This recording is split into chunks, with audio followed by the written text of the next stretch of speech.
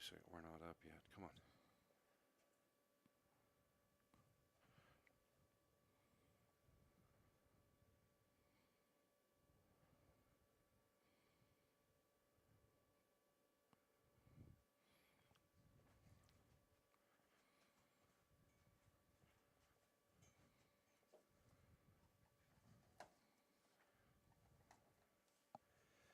All right, welcome back inside Greater Zion Stadium. Trailblazers get the win tonight, their first of the season, 20-9 over Northern Iowa. Please welcome in the head coach, Lance Anderson. Coach, how does it finally feel to get it off your back and to finally finish a game here? Yeah, it feels great to finally get one after being so close those first 3 games against really good football teams. And, yes, just to be able to finish tonight, a little sloppy. I think we're capable of a lot better, but it was just great to get the win against a good football 23 penalties for well over 200 yards. Yeah, that's the stuff we got to get fixed. The sloppy play, some of the lack of execution. But the guys really, like they have done all year, I mean, they've fought hard, they've battled hard, they've competed, and it was good to get that win for sure. Reggie Graff got off to a shaky start, missed a lot of throws that he normally would make, but he really came on about 140 yards rushing and over 100 yards running. So he really stepped up because they were pounding him. He really did. Had some big plays there in the second half. I think he was just pressing a little bit early on. He wanted to make plays. I mean, Reggie's a competitive guy. This means a lot to him, and I think he finally really settled in and did some great things as the game went on. So here's a number that as a defensive guy you're going to love: 25 carries for 47 yards for Northern Iowa. I mean, that's what we've been working towards because, we've really struggled stopping the run. That's a good number, and we need more of that going forward. What was your message at halftime? Because you had 127 yards total offense, 86 of them coming on that final drive. The big thing at halftime was that we were right in the game, basically an even game, and it was going to come down to how we executed in the second half. That was the key thing. And, I pointed out that we had been very sloppy in the first half. We'd not executed at the level that we wanted to, yet we still had the lead. So we needed to go out and play our best football in the second half if we wanted to get a win. Still wasn't perfect, but it was enough to get the win. Yeah. Coach, first and foremost, congratulations. Thank you. What do you think was the biggest area of improvement that this team as a whole took from the first 3 weeks to this week right now? The big thing is, kind of like Rod mentioned, I mean, those numbers in terms of stopping the run, where Northern Iowa was a team that wanted to run the ball first, and that set up there down the field, big chunk yards in the pass game. So we did a great job of taking away the run. And then offensively, I mean, it wasn't always pretty, but we stuck with it and had a good night running the football, both Reggie Graff, Asa Chapman, and just the way we ran the ball in the second half was key. So I think, again, our ability to stop the run and to run the football was a key in getting this win tonight. You talked about Asa Chapman on the night, 12 carries, 98 yards, and that 66-yard run. Earlier in the week, I remember you telling me, said, we need to get better blocking downfield from our tight ends and receivers. On that play, Eric Olson blocked downfield, took out 2 guys, and Daniel Thomason did his job. Yeah, you really see, why that can spring those big plays, those chunk yards, and that's what you need to score points and put, points on the board are those chunk plays, and that was key in the game, and it did. There were a lot of good blocks downfield Yes. and on the perimeter. You're a defensive guy. He's an old defensive guy as well. What about your defense? You're down a couple of guys in the secondary, a couple of starters, and you guys just locked them down after they put up big chunks in through the air last week against Eastern Washington. This defense, Coach, you went out and got guys that weren't going to be pushed around, and I think we're seeing that. Yeah, it was great to see guys step up with some of the guys that were out, and then Ryan Tuolo came in, played well, and he ended up being out. So I think those guys really played hard tonight. They're getting better each week. The guys up front like the Leighton Tonavasas, Cody Carlsons. I mean, having Marley Sagapolo back this year really helps a lot. But we are a more physical football team. We're a better tackling team, and I think that really showed tonight. Marley kind of came out holding his shoulder, I believe. Is he okay? Do you know that? And he did come back in. Okay. Some of those final snaps of the game. So, we think he's okay because, he came out, but he was back in. So, hopefully he's good going forward. All right, you played 3 really good teams. Now we head into conference play next week. We go to Clarksville, Tennessee to take on Austin Peay. Yeah, I mean, I have not watched film yet, but you just look at what they've done, and it's very impressive. For them to go on the road and beat Middle Tennessee, very impressive. And to play a 28-6 game against Georgia. I mean, holding Georgia to 28 points, we saw last week, Georgia scores like 44 against Tennessee. So, yeah, this is going to be a good football team. What did you have for a pregame meal? We had kind of our normal. We had pasta, we had chicken, we had salad, we had. Some, did you do anything different today than you have in the previous 3 games? No, we are sticking with our routine. We know if we do the right thing, we stay with the process, we're going to have success. Max, I think we got a little smile out of him here in the postgame. I think so. You're starting to see Coach Anderson's imprints all over this team. It's a gritty, tough, hard-nosed football team that's getting stuff done. You happy? Yes, we're getting there. We're getting there for sure. All right, Coach, congratulations. Your first win this year. We head into conference play. We'll have the Lance Anderson Coaches Show Tuesday here on Trailblazer Sports Vision and the Fan Sports Radio. Way to go, bud. Thank you. All right, let's go get number 2 next week. We'll be back with a player of the game. Do you know who it's going to be? We had a couple options. We had some good candidates. Yeah, we did. But we'll tell you who it is and talk to him when we come back. If you haven't seen Utah Tech University lately, chances are you haven't seen it at all. With hands-on polytechnic learning across 300 academic programs, 30 new and renovated state-of-the-art facilities, the most affordable university tuition in the state, and 300 days of sunshine. Why look anywhere else? Discover why Utah Tech was recently named one of Education Magazine's 10 prominent universities and colleges to watch. Join us and experience the active learning, active life difference at Utah Tech.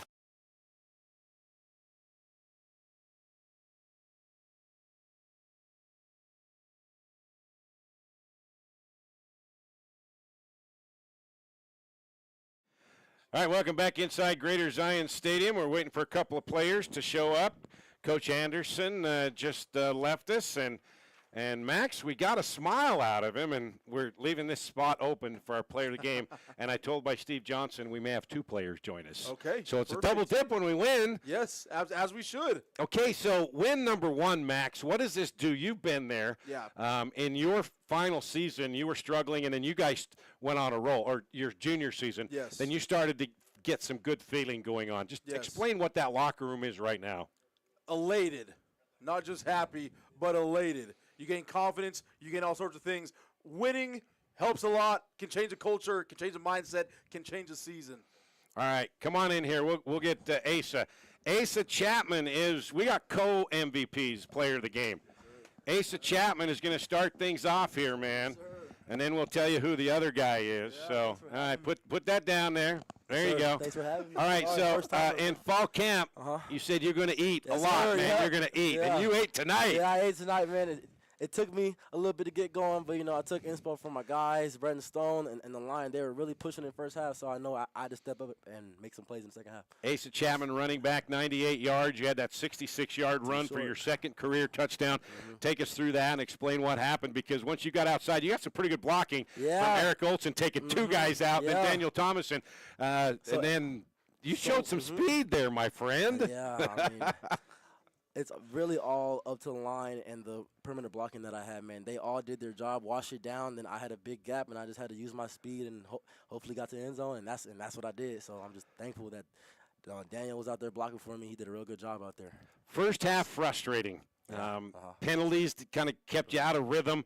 That defense was pretty good, and they were stuffing. You didn't have anything in the running game. So what was said in the locker room? What changed? We got to get downhill. We know that in our back room, we have the philosophy that we got to get us going. We believe that we have the guys to get us going.